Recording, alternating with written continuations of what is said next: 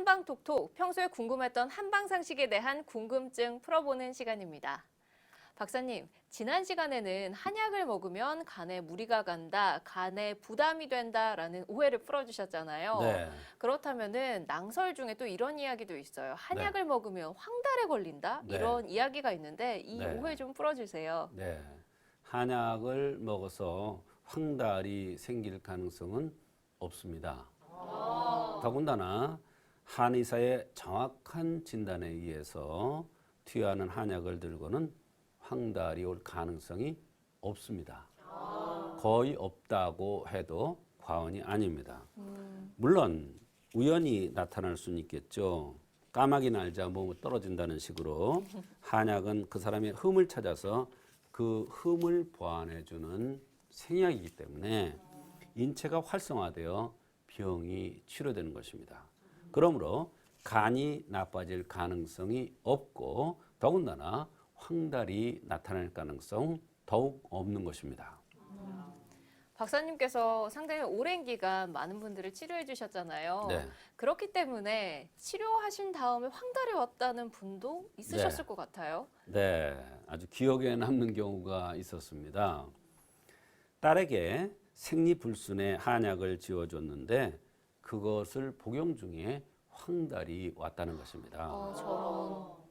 물론 나중에 그것이 한약 때문이 아니라는 것이 밝혀졌고 지금도 저희 한의원에 20년째 단골로 다니는 그러한 환자 이야기입니다.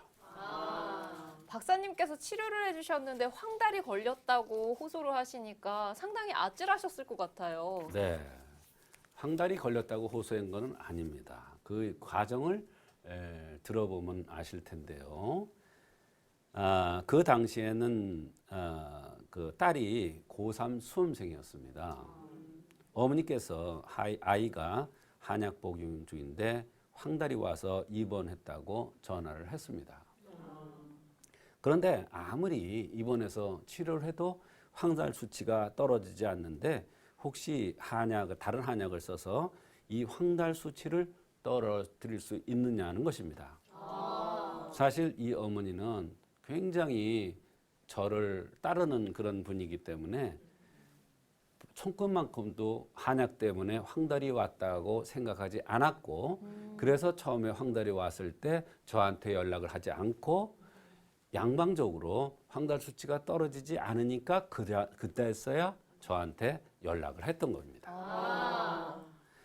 그래서 제가 그 학생의 체질을 잘 알고 있어서 혹시 소변으로 노랗다못해 붉게 소변이 나오느냐 이렇게 물었더니 그렇다고 하더라고요. 이 증상은 한의학적인 병명으로 습열황달이라고 합니다. 이 습열황달이라는 것은 털이 많은 목체형들한테 잘 생깁니다. 털이 많다는 것은 간에 병이 생기기 쉽고 털이 많다는 것은 습기가 쌓일 가능성이 많고 털이 많다는 것은 성질이 불과 같으니까 습과 열이 합해져서 황달이 오는 것을 습열황달이라고 합니다. 그래서 제가 그 습열황달을 없애주는 한약을 몇 첩을 쓰면은 좋아질 것이라고 했더니 한약을 지어달라는 것입니다. 한약을 지어가서 인진오령산이라고 그러는데 요 약을 한 봉 먹으니까 벌써 황달 수치가 떨어지고 몇 봉 먹지 않아서 황달 수치가 정상에 가깝게 되었다고 했습니다. 그래서 엄마 얘기가 퇴원해도 되느냐. 그래서 당연히 되지요. 퇴원해서 한약을 쓰면은 황달 완전하게 낫습니다. 그랬더니 퇴원을 하고 그 약을 계속 황달에 대한 약을 복용했더니 황달이 완전히 나아졌습니다.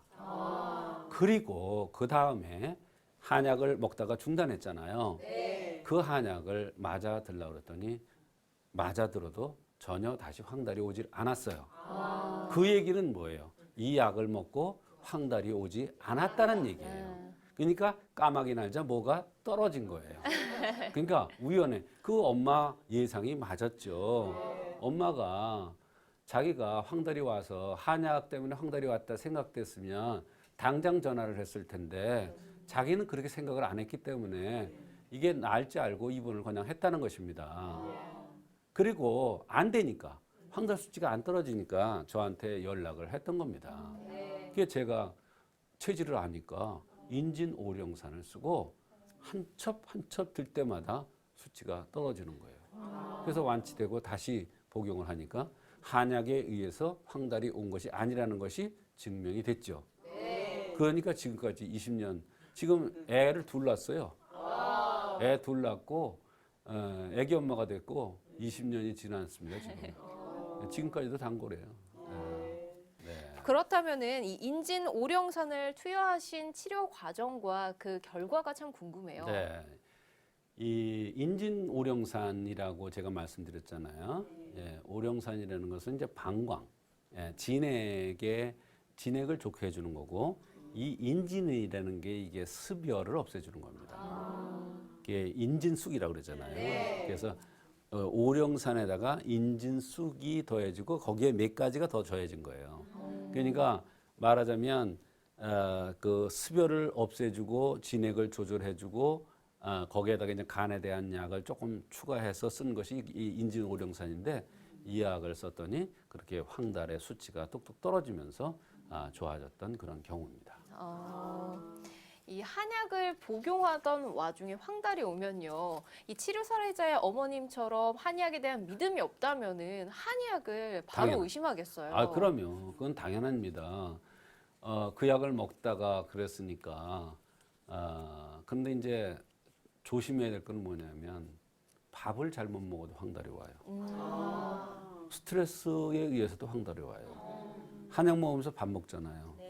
그렇죠. 그러니까 한약에 왔는지 밥에서 왔는지 스트레스에서 왔는지 뭐에서 왔는지 어떻게 알아요.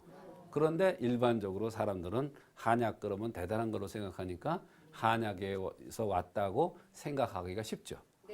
그러니까 의사가 쉬운 게 아닙니다. 그래서 의사죠. 네. 한방상식을 쌓아가는 한방톡톡. 오늘은 한약과 관련된 황달에 대한 오해에 대해서 알아봤는데요. 많은 분들이 가지고 계셨던 오해와 궁금증이었다고 생각을 합니다. 오늘 이 궁금증이 잘 풀리셨으면 좋겠습니다. 박사님, 감사합니다. 네.